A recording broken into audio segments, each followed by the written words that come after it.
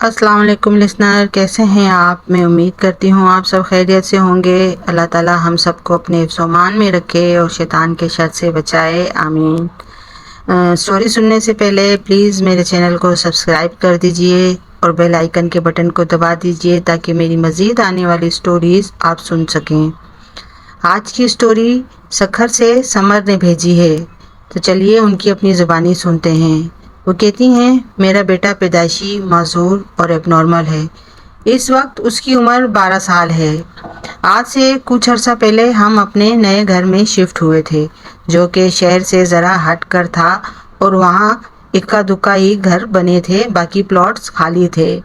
मेरी फैमिली में हम 3 अफराद यानी मैं, मेरा बेटा और हस्बैंड शामिल हैं। नए घर में शिफ्ट होने के बाद मुझे अपने बेटे में कुछ तब्दीलियां होना महसूस शुरू होती हैं। जैसे मैं उसके सामने खाना रखकर किसी काम के लिए बाहर जाती, जब वापस आती तो वो मुझे खाना खाया हुआ मिलता। मुझे हैरत होती कि ऐसा कैसे हो सकता है।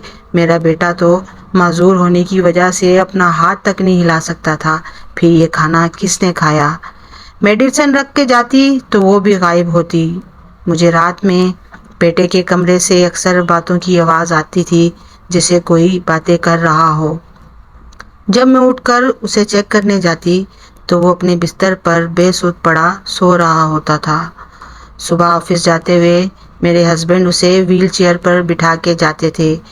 वो एबनॉर्मल था, लेकिन माशाल्लाह उसका वज़न ज़्यादा था। मुझसे उठाया नहीं जाता था मेरा बच्चा, इसलिए ऑफिस जाने से पहले मेरे हस्बैंड उसे व्हील चेयर पे बिठा के जाते थे ताकि मुझे परेशानी ना हो। एक सुबह हम क्या देखते हैं कि वो खुद ब खुद व्हील चेयर पे बैठे हुए हैं, वैसे ही अपने होश व आवाज़ से बेगाना था। मेरे बच्चे को कोई होश ना था। हस्बैंड और मैं काफ़ी हैरान और परेशान होते हैं। मुझे ऐसा लगता है कि कुछ सही नहीं हो रहा। मुझे छठी हिस्स कुछ गलत होने का इशारा दे रही थी। खैर, मेरे हस्बैंड परेशानी में काम पे चले जाते हैं।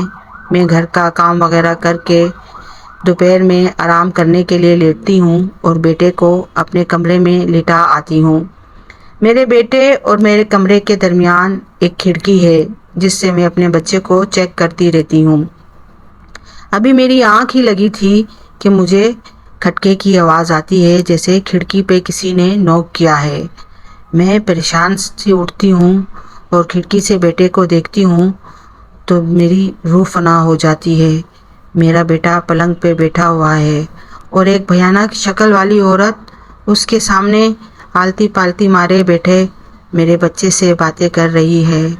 मेरा बच्चा बहुत खुश नज़र आ रहा था और वो भी उससे बातें कर रहा था, ऐसे ही जैसे एक नॉर्मल बच्चा बातें करता है। मुझे देखकर शौक लगता है कि मेरा बेटा अब उठ के उस औरत के साथ चल रहा था। थोड़ी देर बाद मैं देखती हूँ कि वही औरत मेरे बेटे के कंधे पे सवार होती है और मेरा बेटा कमरे के एक कोने से दूसरे कोने की तरफ टहल रहा होता है। दहशत और खौफ से मेरी हालत बुरी हो जाती है। मैं हस्बैंड को फ़ौरन फ़ोन करके घर आने का कहती हूँ और फ़ोन पे उन्हें तमाम माजरा बताती हूँ। वो तकरीबन 15-20 मिनट में ही घर पहुँच जाते हैं। मैं खौफज़दा होकर उनकी तरफ देखती हूँ तो वो कहते हैं कि तुमने जो बातें बताई हैं, ऐसा कैसे हो सकता है। हम दोनों कमरे में जाके देखते हैं तो मेरा बेटा वैसे ही बेसुध पड़ा हुआ होता है, मगर उसके चेहरे पे एक मुस्कुराहट होती है जो कि हमने पहले कभी नहीं देखी। रात में हस्बैंड की आंख पानी पीने के लिए खुलती है तो वो किचन में जाते हैं तो क्या देखते हैं कि मेरा बेटा, जो बगैर सहारे के बैठ भी नहीं सकता था, वो फ्रिज खोले खड़ा फ्रिज से तमाम सामान निकाल निकाल कर खा रहा है। यहाँ तक कि वो कच्चा गोश्त भी निकाल कर खा जाता है। मेरी भी आंख खुल जाती है। मैं पीछे खड़ी हुई ये सारा मंजर देख रही थी और खौफ से ये देखकर चिल्लाती हूँ तो मेरा बेटा पलटकर हमारी तरफ देखता है। उफ, उसका चेहरा बेहद भयानक हो रहा था, मानो जैसे वो मेरा बच्चा ही नहीं कोई और ही मखलूक है। वो हमारी नज़रों के सामने से भागता हुआ अपने कमरे में चला जाता है। ہماری ہمت جواب دے جاتی ہے۔ ہم ہسبینڈ اور وائف خوف سے کھڑے ایک دوسرے کو دیکھ رہے تھے کہ کیا کریں۔ خیر صبح ہوتے ہی میرے ہسبینڈ اپنے بہنوئی کو فون کر کے گھر آنے کا کہتے ہیں۔ وہ ان معاملات پر دسترس رکھتے ہیں۔ اللہ تعالیٰ نے انہیں کچھ علم عطا فرمایا ہے اس بارے میں۔ میرے ہسبینڈ انہیں تمام معاملات بتاتے ہیں۔ وہ شام سے پہلے ہی ہمارے گھر آ جاتے ہیں۔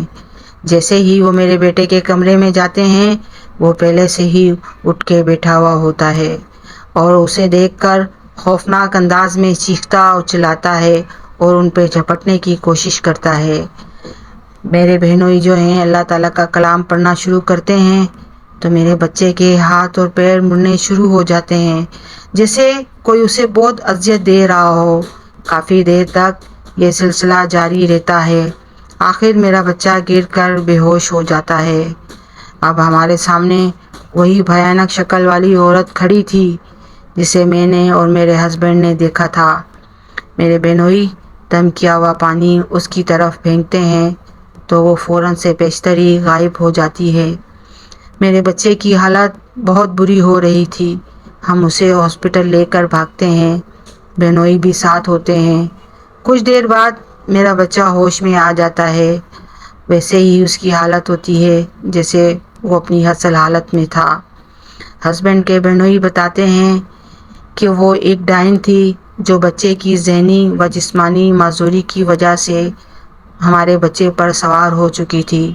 اس کا ٹھکانہ آپ کے برابر والا خالی پلاٹ ہے جہاں وہ صدیوں سے بسیرا تھا۔ اس کا وقت پر یہ تمام معاملات حل ہو گئے ورنہ بچے کی جان بھی جا سکتی تھی۔ تو لسنر، یہ تھی آج کی سٹوری۔ میں امید کرتی ہوں آپ سب کو پسند آئی ہوگی۔ پلیز میرے چینل کو شیئر کریں، لائک کریں اور سبسکرائب کریں۔ اللہ حافظ، دعاؤں میں یاد رکھیے گا۔